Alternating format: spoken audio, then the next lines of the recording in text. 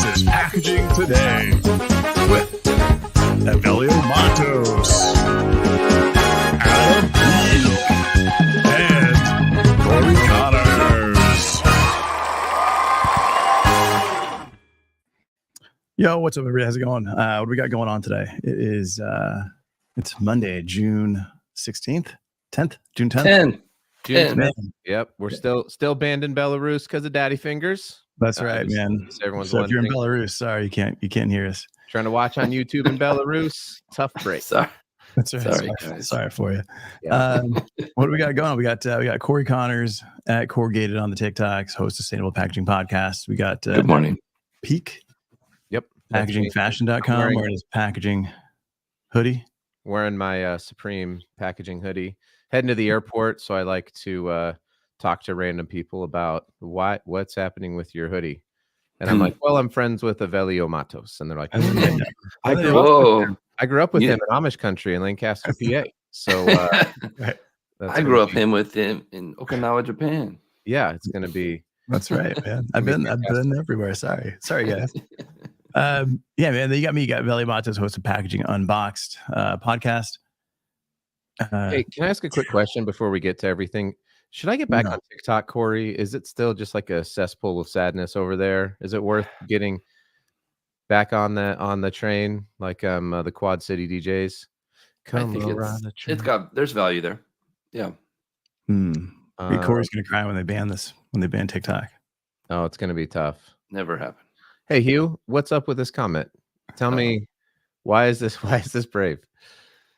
Why is it very brave to wear white while traveling? Is this like a wedding thing? Is it some sort of like racist drinking coffee? thing? I'm right there with you. Hugh. You know, you sit in those airplane chairs and you get up, and by the time you get there, dude, your white is discolored.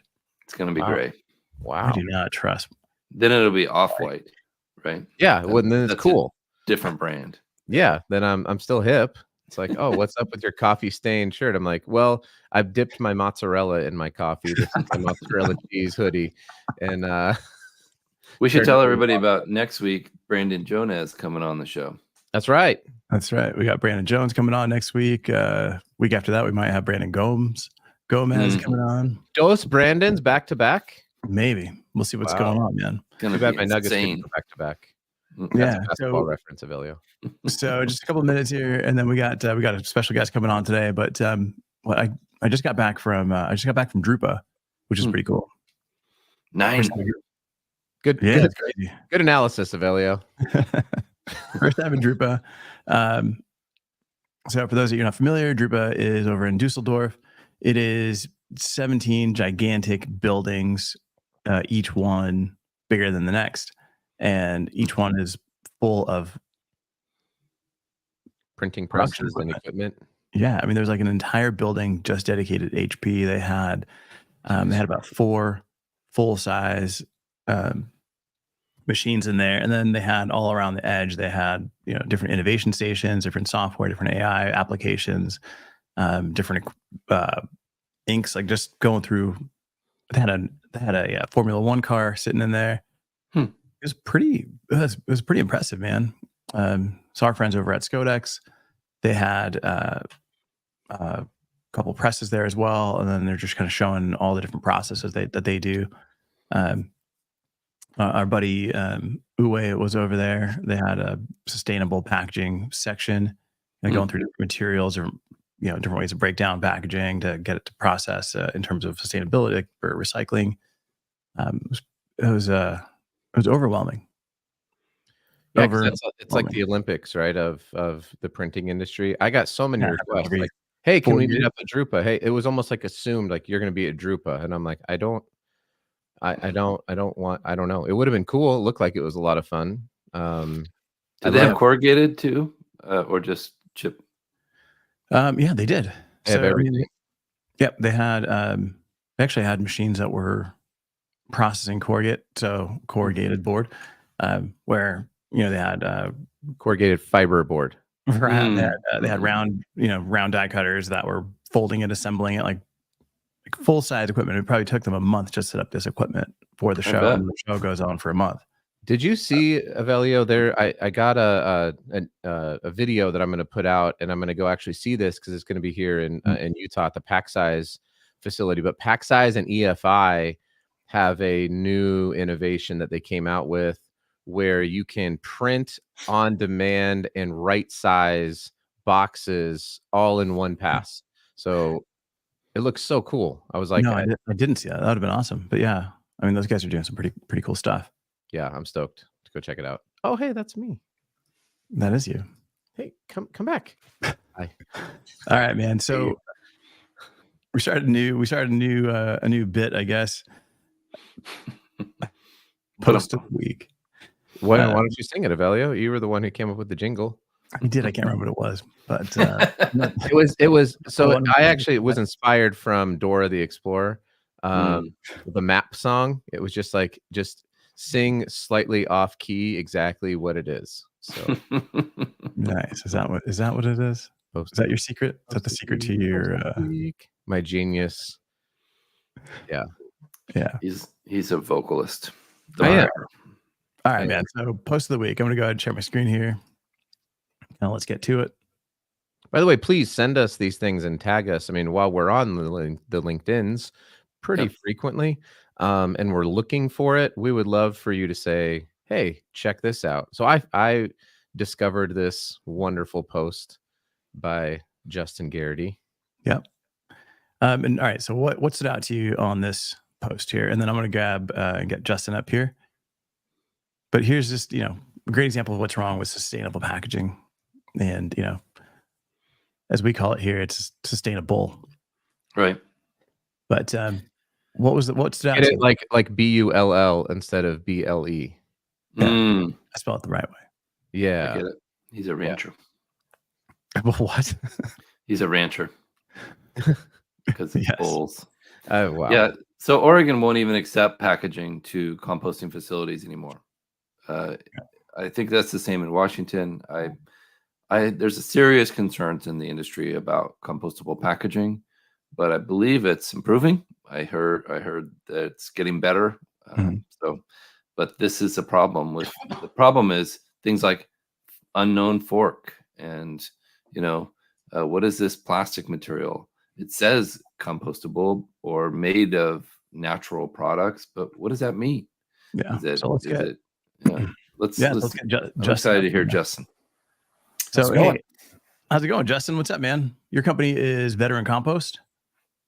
It is. Yeah. We're in the DC, Baltimore kind of metro areas doing collection and composting of materials. Awesome. All right. You can check them out at veterancompost.com. Is it veteran or veteran? How do I need to get to the, we've already discussed Worcester versus Worcester. So how do we say it, Justin? Not Worcester. It's Worcestershire sauce. Yeah. Worcester. Worcestershire.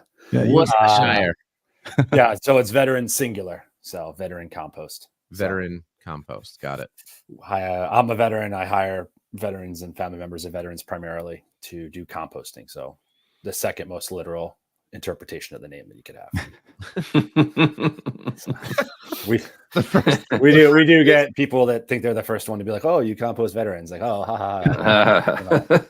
I always tell them we do special order work. So if you have somebody in mind, a guy. Yeah. That's right. Love. So yeah, the post. Glad it got people's attention. I probably do more positive stuff on LinkedIn than anything. Those don't seem to travel as well. It's sad, isn't it? Yeah, this gets like literally 20 times the engagement of the other post I had last week about successful labeling laws in Washington State. Yeah. So the solution to this doesn't get nearly the traction of pointing out the issues that we see. Totally agree. Yeah. No, I mean, you had over 200 people interact with this thing. A lot of reposts. So when it comes to packaging, how excited are you to compost it? Do you guys compost packaging? So the good news, start with the good news, is things that are certified compostable, they break down. So there's continues to be articles and posts and things about, compostable stuff doesn't really break down. If it says BPI certified, the stuff breaks down. So that's the good news. Well, I think the the things that frustrate people in our industry and lead to a lot of the issues are not the compostables, it's all the other stuff. And it comes down to all the poorly labeled or greenwash or sustainable, like you said, stuff that's out there that gets mixed in the stream. And also the fact that we're just, until EPR and things like that come along, we're just not compensated for being the end of the line on the circular economy. So I think that's where a lot of the frustrations in our industry come from, is like financially, this is a problem for us. And then operationally, it's a problem because of all the junk that's mixed in with the good stuff, you know? But to answer your question, we do thousands and thousands of compostable items a day. You know, a lot of our retailers, our commercial partners, even our, you know, our residential program, people are getting these takeout containers at their restaurant. They're bringing it, putting in their home bin. You know, it ends up on our trucks. So we see thousands and tens of thousands of items a day.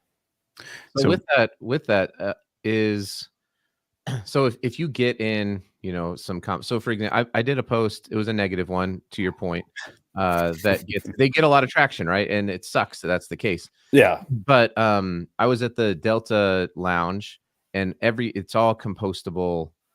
Everything is, you know, is compostable, but there's no collection at the Salt Lake City airport for compostable items, which I was like, this seems silly. So if you were to get, let's say they had that collection, or you have a retail partner and you get in a bag of compostable items, are you, to kind of to Avelio's point a little bit, is that like, yay, we're really stoked to get this because it's going to make our compost better? Or is it like, yeah, this is something we can do. We obviously you process it. What's the excitement level on compostable packaging for a composter? Yeah, so I think that's probably a good question, because, you know, unfortunately mixed in with that is going to be the things that are not compostable. And that's the problem. You know, the compostable product itself, for us, it's a carbonous material. We like breaking them down. We have good luck with PLA cups, straws, all that stuff. It's all the other stuff that's mixed in. And that comes from not just that. I mean, there's a study that came out from the Compost Consortium that even places that are not taking certified compostable products, they're still finding a ton of contamination, because it's just in anything you touch pre or post consumer. It's mixed in.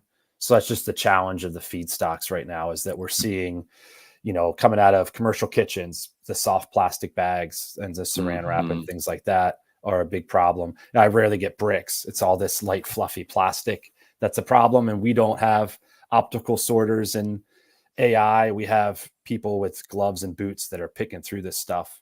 And on the other end of this is probably our biggest challenge, is that, you know, all of you as a homeowner or a gardener, you want the cleanest, best stuff. And so consumers have no problem giving us, you know, kind of like the wish cycling, to put everything in the bin, send it out the door. And then on the flip side, they don't want to see any of that in the finished product we deliver to them. And so we're kind of in a pinch in our industry of, we got to have a really clean end product in order to monetize it. So how does, I guess let's kind of back up. How do you get this material? Who's delivering it to you, and how does it arrive? Right. So in our case, we are a collector. So we have on a daily basis about, you know, 10 to 20 vehicles out every day in DC and Baltimore collecting material from residential and commercial customers. So we have bins. Do they have a bin? They have a bin at their home, their office, you know, we do the Ravens, the Orioles, you know, we do some larger scale as well. Those are sports teams, Avelio. Sports. Oh, yeah.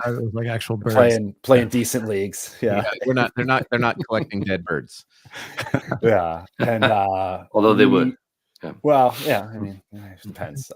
So we collect that. We also have stuff brought to us. So we do, you know, we have dumpsters coming from produce houses, vertical farms, breweries.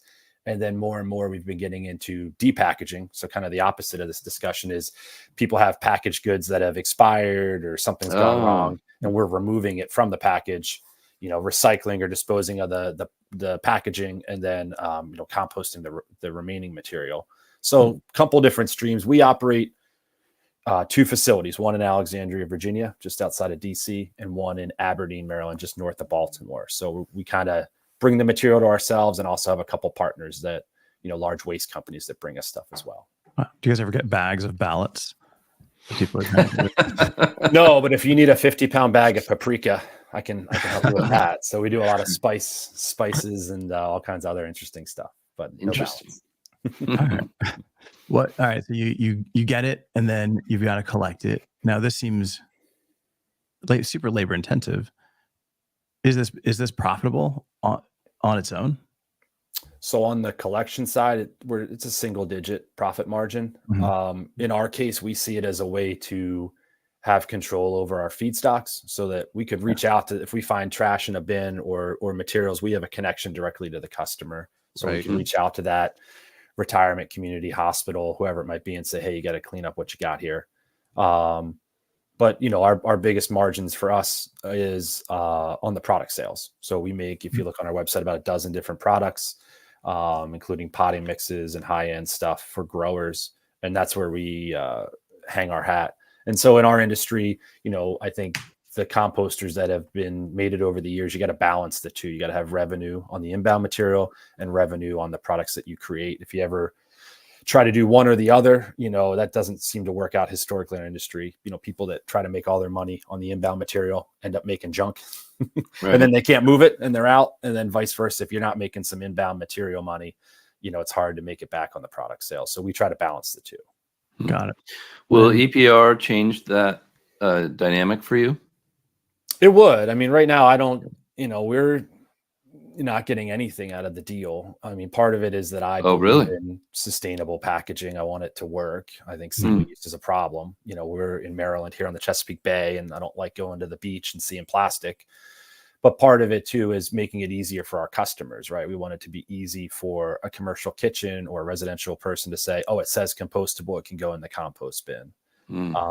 I think under EPR, that would help us a lot. I think EPR and labeling are the two things that would help us. It would help wash out the junk and start to get some of the money that's being made here. Because I think, like I said, my post is, the packaging company made some money, the paper distributor made some money, the brand made some money, and we didn't make any money. So we got it handed to us. So that's kind of like, and that's where you see the frustration in our industry is people, why are everyone else is at cool industry events and getting swag, and we're out, knee deep in it, not getting anything.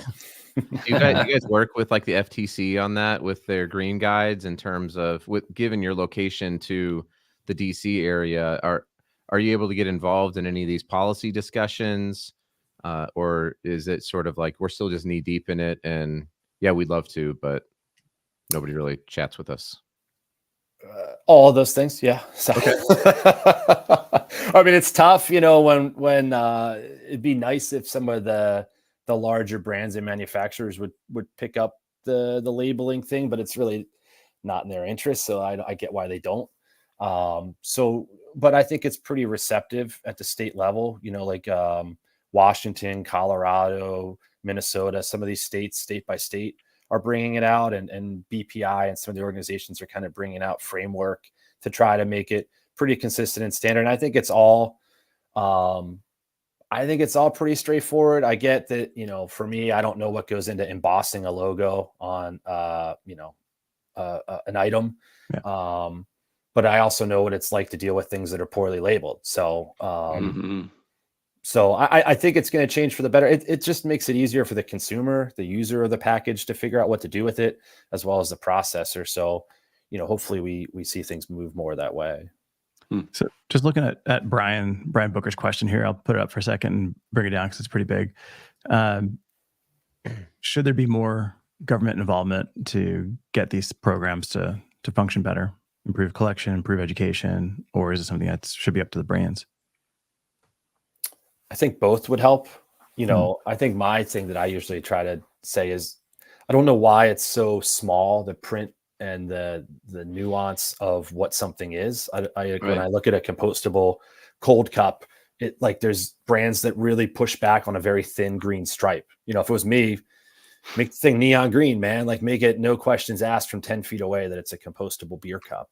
I think that there's some value in that, but it'd be nice to see the brands be more interested. And then the government, I think, is probably going to have to take some involvement to just push these standards to happen. Not that I'm a big pro-government guy, but it just kind of is what it is. I think on the flip side of that too, with the labeling, if you talk to the recyclers, they're the ones as well who are like, well, yeah, but we get all of the compostable. So they're getting a lot of the PLA stuff because they see the green and the leaf on it and all that stuff. I mean, I was at an event, I've detailed this a couple times on the podcast, but like Mark Zuckerberg was speaking at it. It was a tech industry event, lots of really smart people in the room, and there were two bins, one for recycling and one for landfill, and all the water cups were made, but they were PLA water cups, and the recycling bin is overflowing with these cups because people just see the leaf and they see and they're like, okay, well, it can be recycled, and the recyclers are like, no, we don't really want it. So I think, to your point, the labeling is probably the apex of this, or the crux of this problem, right? Where it's like, I agree. we just figure out how to appropriately tell people what to do. At least we can minimize the excuses from the consumer, right? Yeah. Yep. Justin, is there more than one logo, or is there one that is really taken off for compostable? I think BPI and TÜV are kind of the two big certifiers that you see. And so that's what we go with. So they both, subscribe to the ASTM standard, which is the one that I think, has been effective. So there's other people out there trying to do other standards and things like that. But I think at the end of the day, the global standard is working. So things that are ASTM certified are working. So in the US, we see BPI, you will see some TÜV, but they're both cool with us. And you mentioned the green stripe. Is that something that you're trying to advocate for as well? I'd have to look at what the model labeling laws are. I'm not the expert in it. I just think that, generally, I think it should be pretty obvious. I mean, we work with college campuses, and 100% of kids in college right now will say they want to see sustainability on campus. But if you don't club them over the head and make it easy, they're going to chuck it all in the bin and roll, right? So we got to make it to where it's not hard for people to figure out what to do, because people are busy, people are distracted, and we got to make it easier for them, Yes, agreed. I got a shipping box in the other day, and it was so complicated and like hard to, I mean, it was an unboxing experience, but it was like really, really difficult to like break this thing down. I had to get out scissors, and I'm like, like, this is not easy to recycle. Yes, it's made out of corrugated material, which is for sure recyclable. That was actually a question: do you accept corrugated boxes? Are those Oh, that is a compostable good items? question. Yeah, we do food contact paper items. So pizza boxes, are pretty common in there, because that is different jurisdiction to jurisdiction with recycling. But I mean, usually we encourage people to recycle those, because obviously there's a great market for paper, and especially corrugated. So we encourage recycling, but if it ends up with us, that's fine. Our biggest issues are, did they, like you're saying, taking apart the box, did they just throw a whole big screen TV box in there with the styrofoam and everything still in it, So that's the challenge for us. But all right, so then I think another piece of confusion is when packaging says biodegradable. Yeah. Right. So Huge problem. I mean, what does that, isn't biodegradable like compostable? Isn't it the same thing? No, not at all. Right. And so that's where, like, you come back to, you said, like, you unboxed it and you're in the industry. All the time I look at it and I just shake my head and I'm like, I'm confused, and I've been doing this for 14 years. So like, that's not a good sign.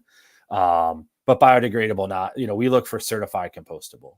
And that's, I think the problem is, I have some past posts, people have polypropylene containers with a tree on the front and says eco something. Like, what? I run that by what number 5 plastic has to do with eco. And so that's frustrating for us, because biodegradable, plant-based, derived from plants, all that stuff is just complicates it for people, and is that gray area. I guess that's probably how people want to make it so they can sell product, but it means nothing to us. So if it doesn't say certified compostable, we're going to divert to landfill. Yeah. Now we're seeing a lot of like a big trend for us in packaging right now is people are looking to seaweed to make plastic out of. And it's like, it's a bioplastic. So consumers think, oh, bio, compostable. It's kind of the same in their mind, because they don't care about packaging. They've got their own lives to live. That's right. And it's like, plastic is plastic at the end of the day. And is it the right type? Is it meant to break down, or is it not? And consumers don't care. And then if we look at the labeling, like this tiny number 1 symbol on here, how you said you're doing this manually. How are you like actually looking at this stuff? Like, are you taking a second to look at it, or is it, if it's not obvious, it's getting pushed aside? Right. So my motto for my folks that pick is when in doubt, throw it out. Right. Because we don't have, this is one of 10,000 containers we're going to see today on the tipping floor. So like I took the time to take the picture because it's, the especially frustrating ones. Yeah. But, there's a cost to us to landfill this stuff. And we're not a landfill company. We want to make wholesome stuff. And so, our staff is constantly sorting through it and pitching what they don't know about because we got to get rid of it. So it doesn't mess up our final product. And then an unknown fork. This was a problem too, because it was recyclable, compostable, and then landfill all mixed together. And like to your point about the recycler will be frustrated. Someone sees number one pet, they throw the whole thing in the recycle bin. A MRF doesn't want to see this. Right. It's messing up the plastic stream, and then it's messing up our stream. So it's jacking it up for everybody. I do think that the hope is that, like going all the way back to the EPR conversation, that there will be a sense of responsibility and like positive pressure that will be like, you can keep doing this. I heard a quote, like, if you want more of something, subsidize it. If you want less of something, tax it. So it's like, if we want less of bad stuff or the wrong things ending up in the wrong places, then, tax it. So, I think the hope is that will help out. Avelio, I know we've got a few questions. Do we want to get some of the comments or the question in the comments? Let's get some of this. We got one. We've got Adriano Marinelli. What factor does laziness and complacency play in recycling? I think huge factor. Pretty big part. Consumers don't have time, right? I mean, we're all packaging geeks and composting geeks. And you barely have time in your own house to like separate out all these different pieces. So imagine somebody else that doesn't care. Question here from Gaurav: home compostable. This is one thing that we see a lot of. Yeah. Our brands claiming that something is home compostable. Are you seeing this as an actual benefit, or is it just more confusion, Justin?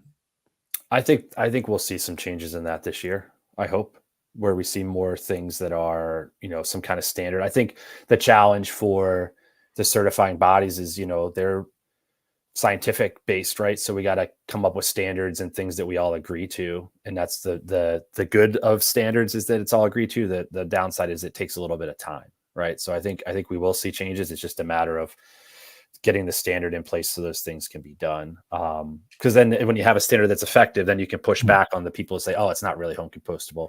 No, it is. We've trialed it. It is. So I think that'll change very shortly, because I think there is consumer interest in, hey, I want to be able to throw this in my leaf pile and make it disappear. There's and then I guess the second part to Gaurav's question was BPIs only for commercial composting. Is there a home composting certification?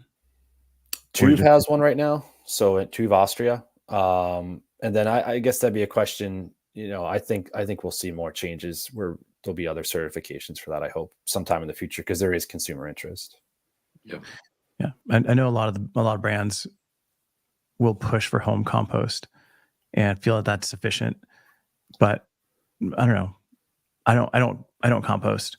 And if you're living in New York City, you're probably not composting, right? And then there's also no collection. Would home compost be fine coming through your processing plant, or is that something that you wouldn't, as long as it's certified properly?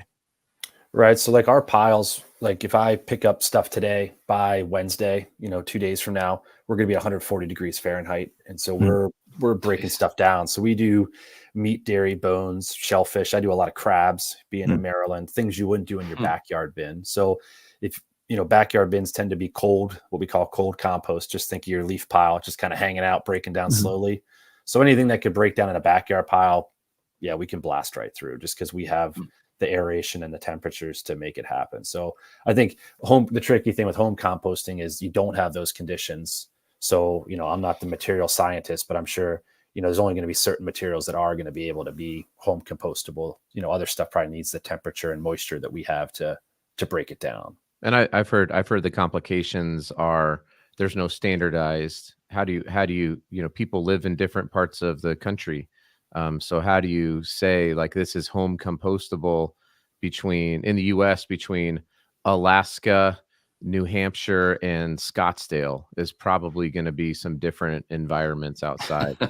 I have one more question, and then I know we're kind of getting here, but these devices, like I think it's a Lomi, is makes a device for, but they don't call it home composting.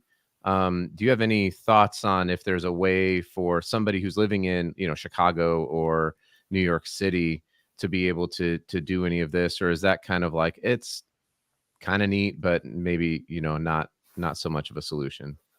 Yeah, that's a hot one in our industry, because it's kind of like people saying I can make wine in 24 hours. Like, yeah, you can make it. I don't know that I'd drink it. Yeah, I got it. I don't know that I'd call it wine. So, yeah, most of those devices are kind of like a dehydrator, right? So it's going to take your stuff and dry it out. And then when you go put it in your garden and water it, you now have rehydrated food waste in your garden. So I think they're interesting from like a volume reduction and taking away maybe the perceived ick factor for a consumer. So I think it could be useful for, like, what if we had those in every unit in a condo building, and then a central collection in the trash room.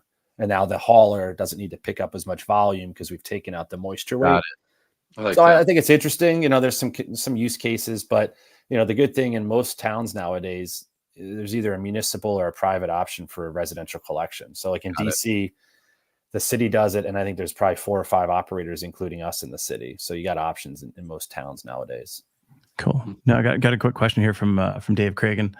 What happens to this compostable packaging and plastics when they escape collection streams? Like, right when they're floating, when they're out in the street, does this stuff break down? Because I think that's also another good question thought that brands have, is like, well, it's compostable, it'll just break down as litter. I'd have to look. There's been some studies about what the degradation rates are that, and then some folks are, now you want to.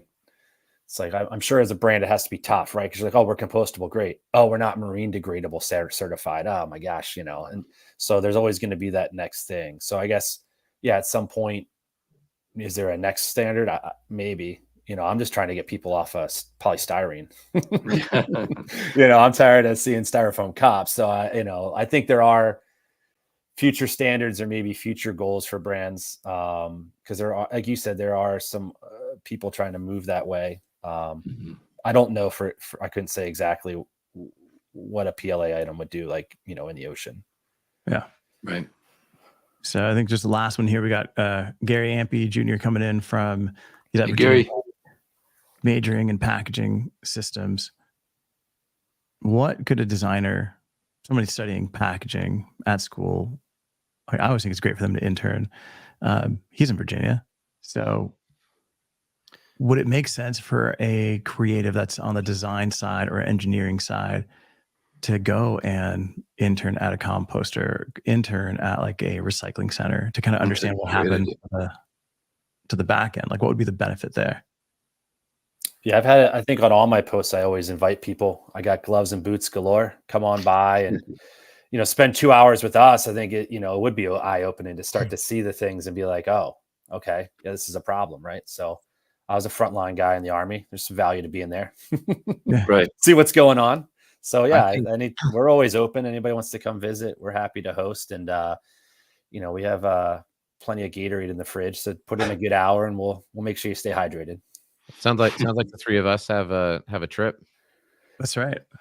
Buddy trip to Maryland. Come on by, man. Yeah, we'll get some Love that out there and go see Mikey. Get going. Oh, yeah. Awesome, Justin. Thank you so much, man. I appreciate you hopping on here with us. Thank you, Justin. Talking trash. You can learn more about Justin at veterancompost.com. I think follow him on LinkedIn. 100%. Give him a follow. Ask him some questions. And if you're watching this on the replay, throw your questions in the comments. We'll definitely be watching. We'll be answering. Justin, man, thank you so much for hopping on here with us. No, thanks, guys. This was great. Thanks, Thank Justin.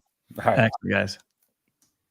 Live from Studio 3, this is Packaging Today with